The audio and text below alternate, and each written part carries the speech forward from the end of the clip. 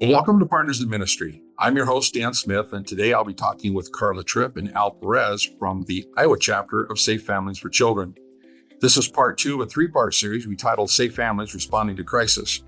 Last time we discussed how Safe Families is responding to families in crisis. In this broadcast, we'll be discussing how Safe Families is supporting communities in crisis. And then in November, we'll be discussing how Safe Families is helping the church to respond to crisis. So welcome, Carla and Al, and thanks for joining me today. Good to see you, Dan. Thanks. Just like families, communities can really find themselves in crisis pretty easy.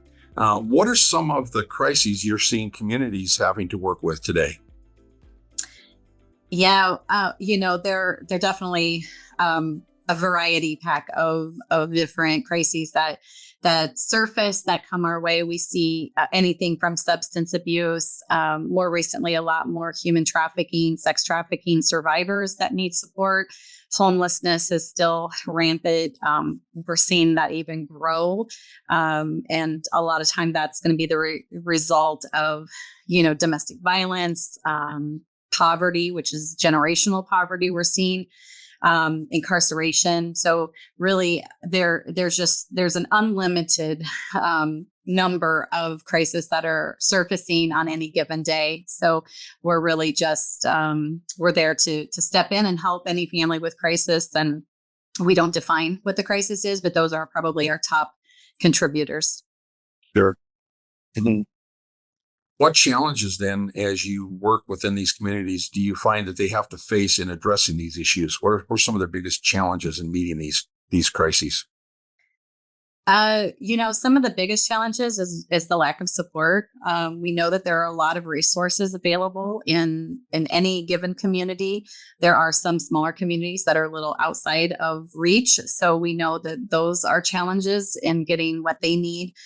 But we definitely are seeing, the challenges that are coming up with like homelessness. There's just, it's constant. Every week I have calls of a parent who's homeless or going to be homeless soon with their children, and there's not enough homeless shelters. And we are seeing some progress here in our area with some projects that are happening that will be helping grow the support services. But we know that it's not necessarily lack of support. We know there is support out there, but it's lack of getting people connected to those services and support networks.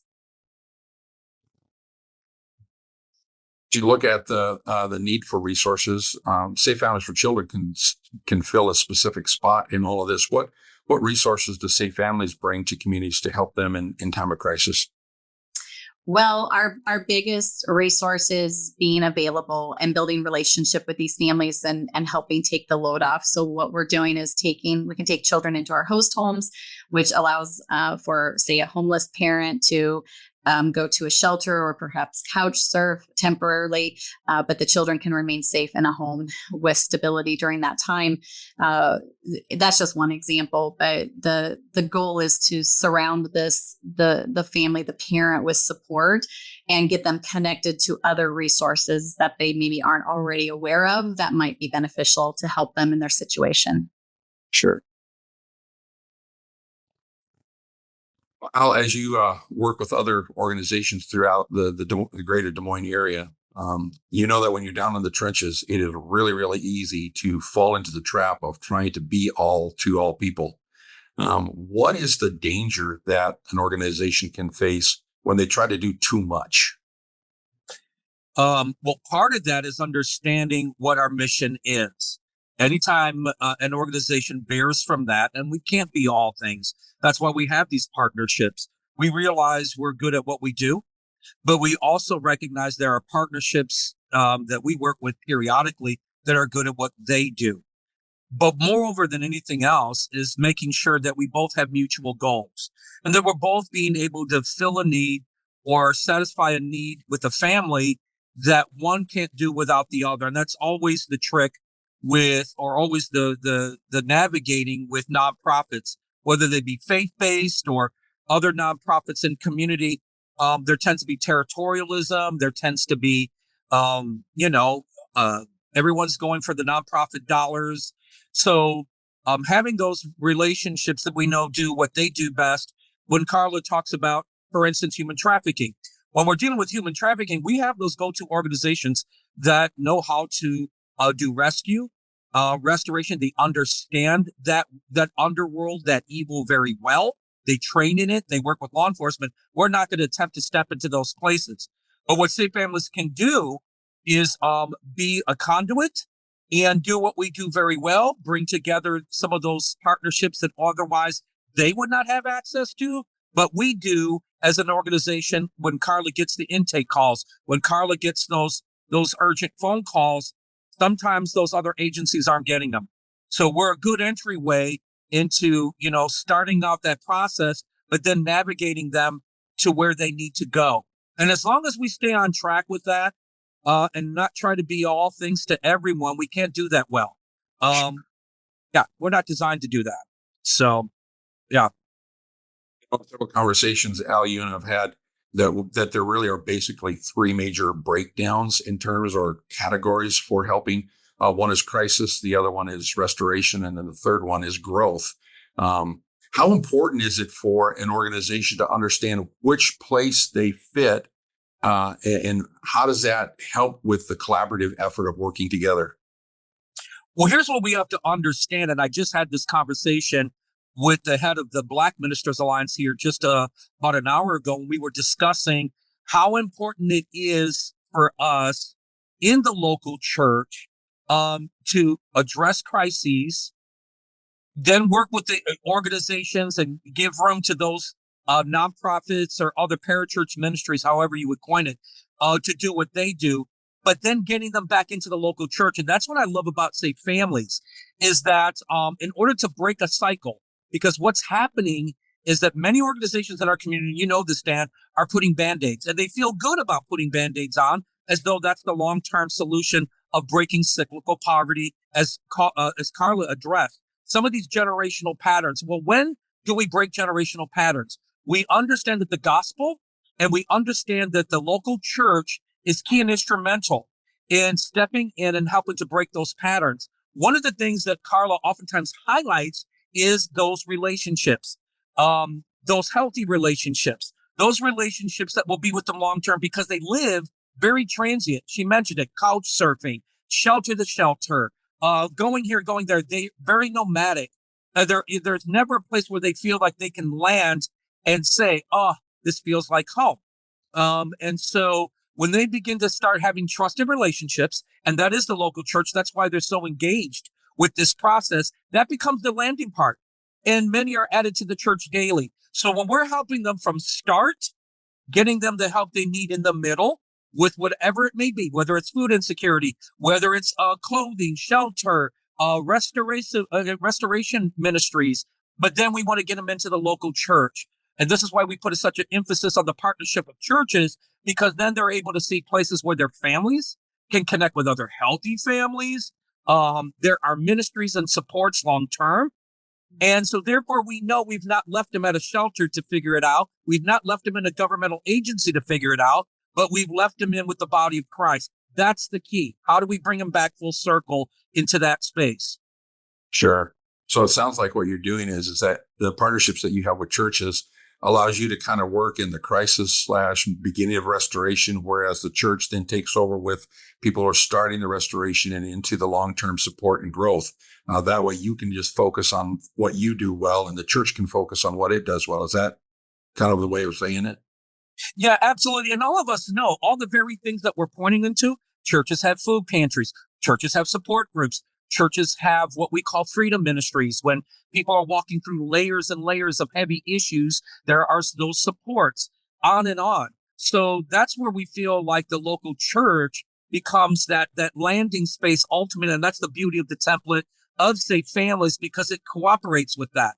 And then we begin to see other governmental agencies and first responders and school districts are looking at, we need safe families here. Where we need this ministry to have a valid space at the table with us, because we're solving those things. And we realize we're one part.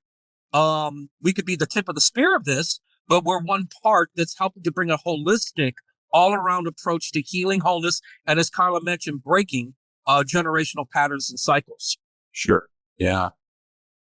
Carla, you know that collaborative efforts is never an automatic thing. It has to be intentional. There are things that you have to do, or you've got to take up the torch and run with it to make it happen. What are some things that Safe Family are doing to try to help build those strategic partnerships, the collaborative efforts in responding to crisis? Well, what are some things you guys are doing to try to intentionally build that kind of culture in the Des Moines area? Yeah, that's great. We are diving deeper into community. We're strategically creating events that will bring together our partners and even organizations or social service support services, ministries, getting everybody together in one spot for events. And these are events that are family driven, community focused. And so we have something coming up on August 24th, which is Inspired Hope event. And there will be over 60 nonprofit organizations there. And Al can also speak to it. He's been a big part of arranging this project, but it's events like that. It's to share and collaborate. So we're sharing what we do and what all these other organizations do. And many of them are referral partners of ours or vice versa. We refer people we're working with because like Al said, we can't do it all. So we have our special niches and what we focus on. But there are hundreds of other organizations and ministries out there that specialize in other things as well, whether that's a support group or focused on substance healing, whatever. And so we're really diving deeper into our partnerships with other organizations so that when we collaborate, we're both working towards a similar goal with that family. And events like this Inspired Hope event we have coming up in Des Moines here on August 24th is exactly that. It's going to be a fun family event, but it'll be packed with resources for families to learn about what they need, because sometimes they don't realize the piece they're missing. They know their basic needs, shelter, food, they know that they need those things, but there's a lot more out there that could help them so that they can be successful in parenting and in their family dynamic. And so, Al, if you want to add anything about the Inspired Hope event, but that's just one of many things on our list. Yeah, good point. Good point, Dan and Carla, and how you guys articulated this. It is really, we've just been blessed with the opportunity to thread the needle and be the tip of the spear, as I mentioned earlier, in terms of breaking open this opportunity and bringing it and making it a family event. So, we want family resources, but we're going to have Christian hip hop concerts. We're going to have horse rides for kids, inflatables, and activities for children and families. We're going to be grilling out. We're going to be handing out resources and swag bags and signing people up. And so we want it also to be twofold: a day for your family to come out from across the street or in the neighborhood to come on over and experience those things. Also, at the same time, seeing what resources are available for them in their neighborhood. And it allows for our community to see what is possible when the church spearheads this. So when a Christian organization like Safe Families for Children is spearheading it, it really raises the visibility of the work of what the body of Christ can do in mobilizing community, because we're going to have faith-based nonprofits there, but we're also going to have governmental agencies, which would mean, obviously law enforcement, first responders, school districts, our governmental agencies that we work with. So it's a wonderful opportunity to take this and export it to different neighborhoods. So we're going to hit a very heavy immigrant refugee neighborhood. And in knowing that strategically, Safe Families for Children is putting around together in this event out of those nonprofits, organizations that cater and serve the immigrant refugee populations. So it's very intentional, strategic, but it's also time to go and have fun with your families out there. It's going to be a blast. Sure. Yeah. I can see one of the advantages right away as if I was living in that community, especially for the immigrant population. I have no idea who you are, where things are, who do I trust, who do I not trust, and be able to have these kind of social interactions kind of takes the scariness away of an organization and makes it much, much more personal. They become part of my family, part of the way that I do life as a family. Yeah. And Dan, you've mentioned this before. You guys have such a passion for working with even with small nonprofits that are doing good work. What's key to this that I like, even though we're spearheading this, is that we're bringing them in. We're allowing them to come into our house or our space and say, you're valid, you're a partner. We got to do this together. And it really creates a synergy and a working environment for all the nonprofits in our community. And so that's what's really important here. Those that don't have the context we have, don't have the relationship we have, we're giving them a platform and a space and an audience with community that allows them to showcase what their organizations do as well. And so there's an added advantage for those nonprofits and organizations that don't have the access we do or the relationships we do. Sure. Yeah. Well, that's some pretty exciting stuff that's happening. And I'm just, it's going to be fun to get a report when we meet in November to see just how that event went and some of the things that God did to use that. So, hey, thanks so much for joining me today. This has been a great conversation. Really appreciate it. Thank you, Dan. We appreciate you. If you've got any questions or if you'd like to learn more about Safe Families for Children or you'd like to support them financially, you can find their contact information in the show notes for this episode on our website or right here in the description of this YouTube video. On behalf of Safe Families for Children, Carla, Tripp, Perez, and Partners in Ministry, I want to thank you for joining us today. And until next time, let's get out there and serve as Christ serves.